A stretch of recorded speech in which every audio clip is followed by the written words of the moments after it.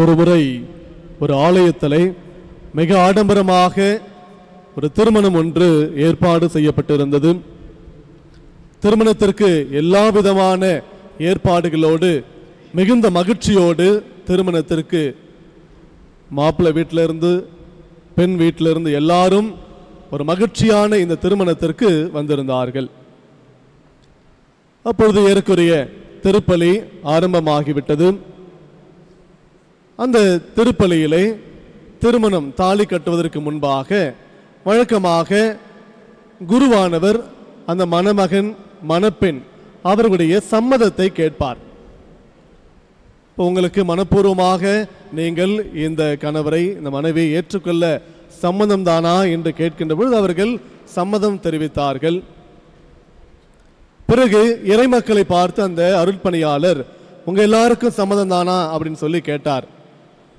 உடனே ஆலய வாயிலிருந்து ஒரு அழகிய பெண் ஒரு குழந்தையோடு பீடத்திற்கு அந்த குழந்தையை எடுத்துக்கொண்டு கையை அப்படி தூக்கிட்டே வந்துகிட்டு இருக்காங்க. இந்த ஒரு நிகழ்வை நீங்க எல்லாம் கற்பனை செய்து பாருங்கள், எப்படி இருந்திருக்கும். அப்ப எல்லாருக்குமே ஒரு ஆச்சரியம், என்ன ஒரு அழகிய பெண் கையில ஒரு குழந்தையோடு பீடத்தை நோக்கி வந்து கொண்டிருக்கின்றார் என்று சொல்லி அந்த மணமகன் மணமகள் வீட்டார் இருவருக்குமே மிகுந்த ஒரு ஆச்சரியம், வியப்பு கூட. அப்ப கிட்ட நெருங்கி வர வர வர அந்த மாப்பிள்ளையுடைய அம்மா மயக்கம் போட்டு விழுந்துட்டாங்க. அந்த அளவுக்கு மாப்பிள்ளையுடைய அம்மா மாப்பிள்ளை மேல நம்பிக்கை வச்சிருந்தாங்க. என் மகன் ஏதோ தப்பு பண்ணியிருப்பானோ என்கின்ற ஒரு அளவு கடந்த நம்பிக்கை. அதனால்தான் அந்த அம்மா மயக்கம் போட்டு விழுந்துட்டாங்க. இன்னும் நெருங்கி வர வர வர அந்த மணமகள் பளீர்னு ஒரு அறை, யாருக்கு யாருக்கு மாப்பிள்ளைக்கு பலார்னு ஒரு அறை விட்டு, பார் உன்னுடைய யோக்கியதை பார் எப்படி இருக்குதுன்னு, ஒரு பொண்ணு குழந்தையை தூக்கிட்டு வருது பார் என்று சொல்லி அந்த மணமகள் மணமகனை பார்த்து ஒரு பலார்னு அறை விட்டாங்க. இன்னும் கிட்ட நெருங்கி வர வர வர பொண்ணு வீட்டு மாப்பிள்ளை வீட்டு எல்லாமே சண்டை போட ஆரம்பிச்சுட்டாங்க. ஒரே கூச்சல் குழப்பம். அங்கு எப்படிப்பட்ட ஒரு சூழ்நிலை இருந்திருக்கு என்று உங்க எல்லாருக்குமே தெரியும் இல்லையா? அப்ப இந்த பெண் அந்த குழந்தையோடு அந்த பெண் கிட்ட வந்து கையை தூக்கிட்டேல வந்து அந்த ஃபாதரை பார்த்து கேட்ட உடனே, என்னம்மா இவ்வளோ பெரிய கலவரத்துக்கு நீ தான் காரணம், என்ன பிரச்சனை, கையில குழந்தையோடும் கையை தூக்கிட்டே வந்துட்டு இருக்கியே, என்ன ஆச்சு சொல்லுமா சீக்கிரம் அப்படின்னு சொல்லி ஃபாதர் கேட்குறாரு. அந்த பெண் கிட்ட வந்துட்டு, ஃபாதர் நீங்க என்னமோ கேட்டீங்க, சரியா காதல விழல, எனக்கு கொஞ்சம் தெளிவா சொல்லுங்க ஃபாதர் அப்படின்னு சொன்னாங்க. இதுதான் இந்த காலத்து நம்பிக்கை. அன்பார்ந்தவர்களே, அந்த காலத்துல எப்படி இருந்திருக்கும் நம்பிக்கை? கண்ணி விசுவசித்தார், விசுவசித்து கருவுற்றார், கிறிஸ்துவை உடலில் கருதரிக்கும் முன்பாக உள்ளத்தில் கருதரித்தார். கிறிஸ்துவை உருவாக்க வேண்டும் என்பதற்காகவே அவர் கிறிஸ்துவால் உருவாக்கப்பட்டார். புனித அகுஸ்தினார் மிக அழகாக புனிதமிக்க கன்னிமரியா எந்த அளவிற்கு கடவுள் மேல் நம்பிக்கை கொண்டிருந்தார் என்பதை இந்த ஒரு வார்த்தைகள் நமக்கு அழகாக தெளிவுபடுத்துகின்றது. மொத்த உலகமும் முடியாது என்று சொல்லும் பொழுது முடியும் என்று உங்களுக்குள்ளே கேட்கக்கூடிய ஒரு குரல் தான் நம்பிக்கை என்கின்ற குரல். கிறிஸ்துவில் பிரியமான சகோதர சகோதரிகளை, இந்த நாளிலே உங்கள் ஒவ்வொருவருக்கும் முன்னதாகவே வந்திருக்கக்கூடிய நம்முடைய பேரருட் தந்தை சார்பாகவும் நம்முடைய பங்கு தந்தை, பள்ளி முதல்வர், உதவி தந்தை, மற்ற தந்தையர்கள் சார்பாக உங்கள் ஒவ்வொருவருக்கும் வாழ்த்துக்களை பெரும் மகிழ்ச்சியோடு தெரிவித்துக் கொள்கின்றோம். ஏறக்குறைய நீங்க எல்லாம் அலாட்டா இருப்பீங்க நினைக்கிறேன். நேத்து எத்தனை பேர் பூசை கண்டீங்கன்னு தெரியல. நேத்து பூசையில பிரசங்கத்துல ஃபாதர் ஒரு கேள்வி கேட்டார் தெரியுமா? இந்த நாளுடைய தலைப்பு என்னன்னு சொல்லி கேட்டார். திருப்பி அதே கேள்விதான் உங்களை கேட்கிறேன். நீங்க எல்லாம் நிச்சயமா அலாட்டா இருப்பீங்க, பார்த்துட்டு வந்திருப்பீங்கன்னு நினைக்கிறேன். இந்த நாளினுடைய தலைப்பு என்னவாக இருக்கும் சொல்லுங்க பாப்போம். மரியாவினுடைய நம்பிக்கை. என்ன அழகா இத்தனை பேர் சொன்னீங்க, மிகுந்த மகிழ்ச்சி. மரியாவினுடைய நம்பிக்கை. மொத்த உலகமும் முடியாது என்று சொல்லுகின்ற பொழுது முடியும் என்று சொல்லி உங்களுக்குள்ளே ஒரு குரல் கேட்கும் அல்லவா, அதுதான் நம்பிக்கை. பிரியமானவர்களே, மீண்டுமாக உங்களிடத்தில் ஒரு கேள்வி. கடவுளால் முடியாதது ஒன்று ஏதாவது இருக்கிறதா? கடவுளால் இது முடியாது அப்படின்னு சொல்லி ஏதாவது இருக்கா? யாராவது சொல்ல முடியுமா? யாருமே இல்லையா? காதல் விழலையாமா? ஐயோ, கடவுளால் முடியாதது ஒன்று ஏதாவது இருக்கா? இல்ல சாமின்ட்டாங்க. இருக்கு. கடவுளால் முடியாதது ஒன்று இருக்கிறது. என்ன தெரியுமா? கடவுள் நமக்கு கொடுத்திருக்கக்கூடிய சுதந்திரத்தில் ஒருபோதும் தலையிடுவது கிடையாது. என்னைக்குனாவது கடவுள் நம்முடைய சுதந்திரத்தில் தலையிட்டிருக்காரா? இப்ப சொல்லுங்க, கடவுளால முடியாதது ஏதாவது இருக்கா? ஒன்னே ஒன்று இருக்கு ஃபாதர். அதுதான் என்னது? சுதந்திரம். எப்படி முதல் மனிதனுடைய பாவம் அவருடைய தனிப்பட்ட சுதந்திரத்தின் விளைவாக மனிதனுக்குள்ளே பாவம் உள்ளே நுழைந்ததோ, அதே போல ஒரே ஒரு மனிதனுடைய தனிப்பட்ட சுதந்திரத்தின் வழியாக மீட்பு நமக்கு உண்டானது. கடவுள் மனிதனுடைய உதவி எப்பொழுதாவது கேட்டிருப்பாரா? அடுத்த கேள்வி. கடவுள் அவருக்கு மனிதனுடைய உதவி எப்பொழுதாவது தேவைப்பட்டிருக்குமா? சொல்லுங்க பாப்போம். நம்ம தான் கடவுளை நோக்கி வேண்டுகின்றோம். நமக்கு தான் கடவுளுடைய ஆசீர்வாதம் தேவை, உதவி தேவை. கடவுளுக்கு எப்பொழுதாவது உதவி தேவைப்பட்டிருக்குமா?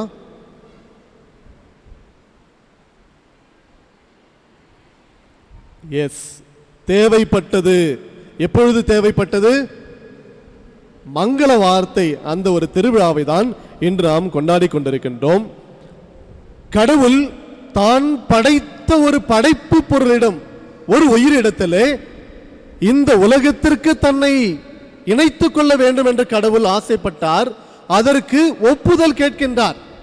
அந்த ஒரு திருவிழாவை தான் இன்று நாம் சிறப்பித்துக் கொண்டிருக்கின்றோம். கடவுள் தான் படைத்த ஒரு உயிரிடத்திலே தான் தன்னை இந்த உலகத்தோடு இணைத்துக் கொள்ள வேண்டும் என்று கடவுள் ஆசைப்படுகின்றார். இந்த உலகத்தை மீட்க வேண்டும் என்றால் மனித ஒரு எடுத்தே ஆக வேண்டும் என்று கடவுளுடைய திருவுளம் அதுதான். எனவே கடவுள் மனிதனாக உருவாக வேண்டும் என்றால் ஒரு மனிதனுடைய உதவி தேவைப்பட்டது. ஆக அந்த ஒரு உதவியை கடவுளுக்கு அந்த அவருடைய திட்டம் இந்த உலகிலே நிறைவேற வேண்டும் என்று உதவி செய்தவர், ஒத்துழைப்பு கொடுத்தவர் யார்? அவர்தான் புனிதமிக்க கன்னை மரியா. அன்பார்ந்தவர்களே, இன்றைய இந்த நாளிலே நாம் ஒவ்வொருவரும் இறைவனுக்கு உகந்த ஒரு வாழ்வை வாழ வேண்டும் என்று இன்றைய திருவழிபாட்டு வாசங்கள் நமக்கு அற்புதமான அழைப்பினை விடுக்கின்றது. மங்கள வார்த்தை திருவிழா. இன்றைய நற்செய்தியை நாம் வாசிக்க கேட்டோம். இன்றைய நற்செய்தியிலே வானதூதர் மரியாவுக்கு தோன்றுகின்றார். அருள் நிறைந்தவரே வாழ்க, ஆண்டவர் உம்மோடு இருக்கிறார் என்று சொல்லி வாழ்த்துகின்றார். கெக்கரி தோமினை என்கின்ற ஒரு கிரேக்கு சொல். அதனுடைய அர்த்தம், ஏற்கனவே கடவுள் உங்களை ஆசீர்வதித்திருக்கின்றார். ஏதோ அந்த நேரத்தில் கடவுள் வானதூதர் வழியாக பெண்களுக்குள் நீ ஆண்டவர் உம்மோடு இருக்கின்றார், நீர் அருள் நிறைந்தவராக இருக்கின்றீர் என்று சொல்லி அந்த நேரத்தில் வானதூதர் வாழ்த்து தெரிவிக்கவில்லை. மாறாக ஏற்கனவே அவர் அருளால் நிறைந்திருக்கின்றார் என்றுதான் வாழ்த்துகின்றார். பிறகு தொடர்ந்து அந்த இறைவனுடைய அந்த வானதூதருடைய வாழ்த்தை நாம் பார்க்கின்ற பொழுது, மரியா அஞ்ச வேண்டாம், கடவுளின் அருளை கண்டடைந்துள்ளீர். பிறகு அவரை பற்றி என்ன நடக்க இருக்கின்றது என்பதை சொல்லுகின்ற பொழுது, அவர் ஆண்டவர் இயேசு கிறிஸ்து பெரியவராயிருப்பார் என்று வாழ்த்துகின்றார். ஆனா நடந்தது என்ன தெரியுமா? ஆக்சுவலா அன்னை மரியாவுடைய வாழ்விலை நாம் பார்க்கின்றோம், இயேசுடைய வாழ்விலை நாம் பார்க்கின்றோம். அவர் பெரியவராயிருப்பார் என்று வானதூதர் வாழ்த்து தெரிவித்தார். ஆனா நடந்தது என்ன? நீ என்ன அபிரகாமியோட பெரியவனோ என்று கேள்வி கேட்டார்கள் அல்லவா? அந்த வார்த்தைகளை கேட்கின்ற பொழுது அன்னை மரியாவிற்கு எப்படி இருந்திருக்கும்? சொந்த ஊரிலே அவர் புறக்கணிக்கப்படுகின்ற பொழுது அவருடைய மனது எப்படி இருந்திருக்கும்? ஒரு அற்புதமான திருக்குறள் ஒன்று இருக்கின்றது. இன்று பொழுதின் பெரிதுவைக்கும் தன் மகனை சான்றோன் என கேட்ட தாய் என்று சொல்லுகின்ற பொழுது, இதிலே ஒரு தாயினுடைய மகிழ்ச்சி குழந்தை பெற்றெடுக்கின்ற அந்த தருணத்தை விட அவரை பற்றி, அந்த குழந்தையை பற்றி மற்றவர்கள் எல்லாம் மிக உயர்ந்தவர், மிக சிறந்தவராக உடைய பிள்ளை இருக்கிறார் என்று மற்றவர் சொல்ல கேட்கின்ற பொழுதுதான் அந்த தாய்க்கு மிகுந்த மகிழ்ச்சி ஏற்படுத்தும். ஆனால் அன்னை மரியாவுடைய வாழ்விலை நாம் பார்க்கின்றோம், மற்றவர்கள் இயேசுவை பற்றி மற்றவர்கள் எல்லாம் என்ன சொல்லி இருந்தார்கள்? அவருக்கு பைத்தியம் பிடிச்சு போச்சு, அவர் பைத்தியம் முத்தி போச்சு, நல்லா தெரிந்து விட்டது என்றெல்லாம் அவரை பற்றி பேசினார்கள். இரண்டாவதாக, உன்னத கடவுளின் மகன் எனப்படுவார் என்று வானதூதர் வாழ்த்தினார். ஆனால் நடந்தது என்ன?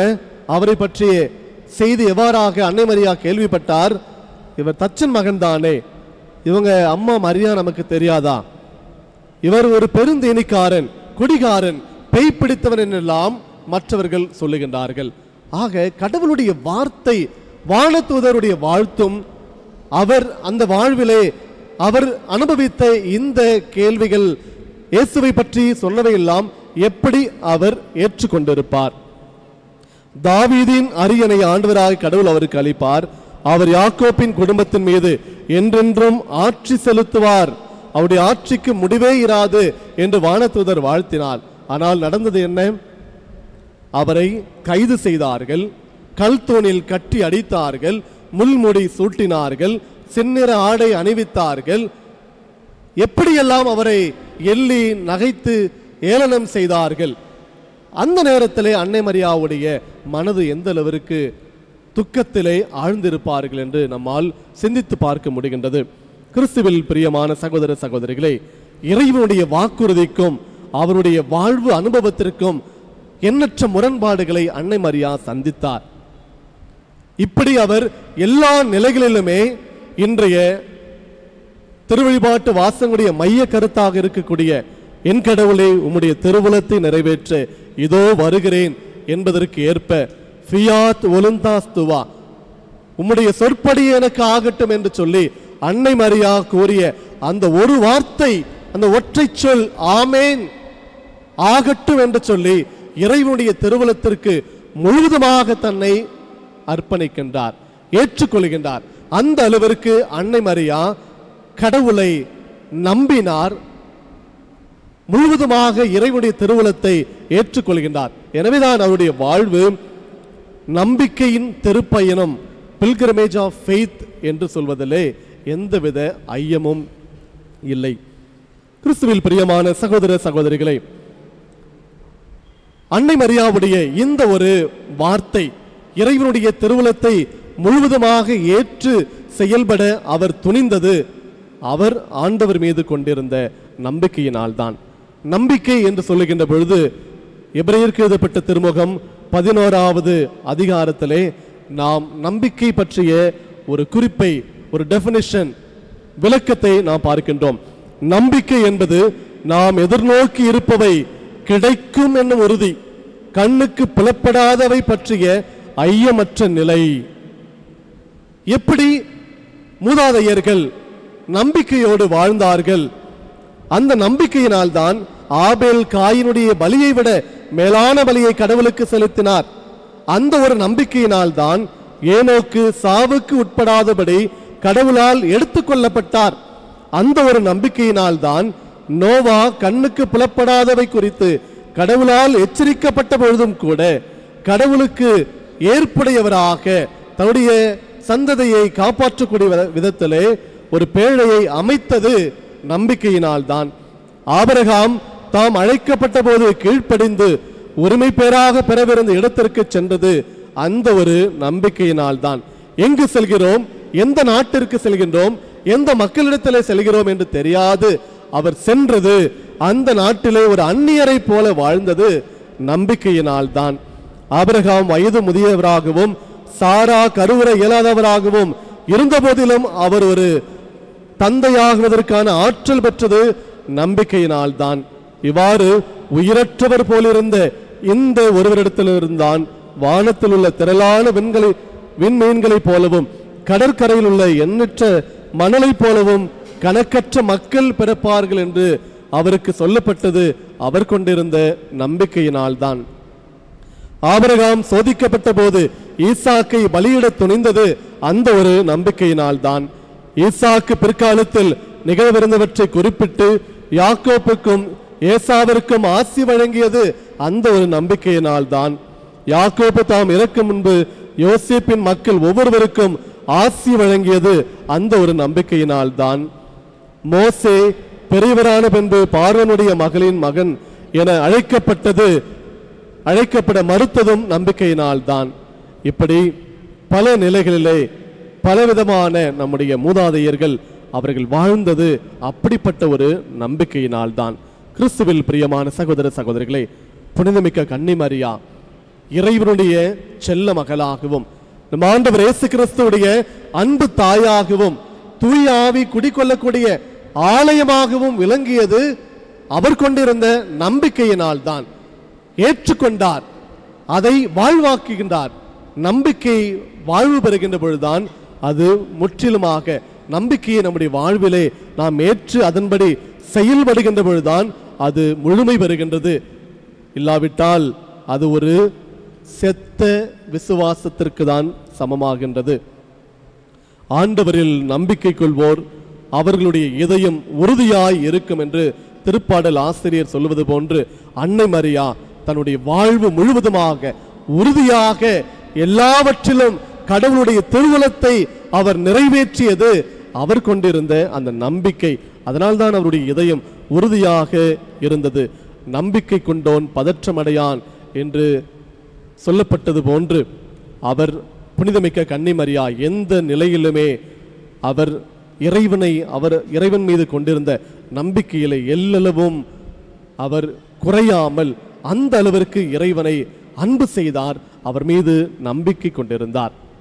அன்பார்ந்தவர்களே, உயிர்ப்பு பெருவிழாவிலே இந்த பாஸ்கா காலத்தில் இருக்கக்கூடிய நமக்கு உயிர்த்த ஆண்டவர் தன்னுடைய தம்மை பெண்களுக்கும் மகதலா மரியா சீடர்களுக்கும் எம்மாவூஸ் சீடர்களுக்கும் என்று தம்மை வெளிப்படுத்தினார். ஆனால் ஒரு இடத்துல கூட அன்னை மரியாவுக்கு தம்மை வெளிப்படுத்தாத காரணம் அவருக்கு தம்மை வெளிப்படுத்த வேண்டும் என்கின்ற அவசியம் இல்லை. காரணம் அவர் முழுமையாக நம்பியிருந்தார். இயேசு உயிர்த்தெழுவார் என்கின்ற ஒரு நம்பிக்கை அவருக்கு முழுமையாக இருந்தது. கிறிஸ்துவில் பிரியமான சகோதர சகோதரிகளே, நாமும் நம்முடைய வாழ்விலே நம்பிக்கையை விடாது பிடித்து கொண்டிருக்கின்ற பொழுது நிச்சயமாக இறைவனுடைய திருவுளத்தை முழுவதுமாக இந்த மண்ணுலகிலே நம்மால் நிறைவேற்ற முடியும். அப்படி இறைவனுடைய திருவுளத்தை நிறைவேற்றுகின்ற பொழுதுதான் நாம் அவருடைய நம் ஆண்டவர் இயேசு கிறிஸ்துடைய அன்பு சீடர்களாக அன்னை மரியா எவ்வாறு முதன்மையான சீடராக அவர் விளங்கினாரோ அதே போல நம்மாலும் விளங்க முடியும். எனவே நாமும் அன்னை மரியாவை போன்று நம்பிக்கையினுடைய வெளிச்சமாக நம்பிக்கை கொண்டிருக்கக்கூடியவர்களாக கடவுளை முற்றிலுமாக எப்படிப்பட்ட ஒரு நிலை வந்தாலும் எந்த ஒரு சூழலாக இருந்தாலும் அது இன்பமான சூழலோ துன்பமான சூழலோ கடவுளை இறுக பிடித்து கொண்டு நம்முடைய வாழ்விலே அவர் கையை பிடித்து நம்பிக்கையோடு வேறு நடைபெறுவோம். நாமும் அன்னை மரியாவை போன்று நம்பிக்கைக்குரியவராக இருக்கின்ற பொழுது நிச்சயம் நாம் கடவுளால் ஆசீர்வதிக்கப்பட்டவர்களாக அன்னை மரியா போன்று அவருடைய இறைவனுடைய திருவுளத்தை நிறைவேற்றக்கூடியவர்களாக நாமும் இருக்க முடியும் என்பதை உணர்ந்தவர்களாக தொடர்ந்து இந்த திருப்பலியிலே மன்றாடுவோம். ஆமேன்.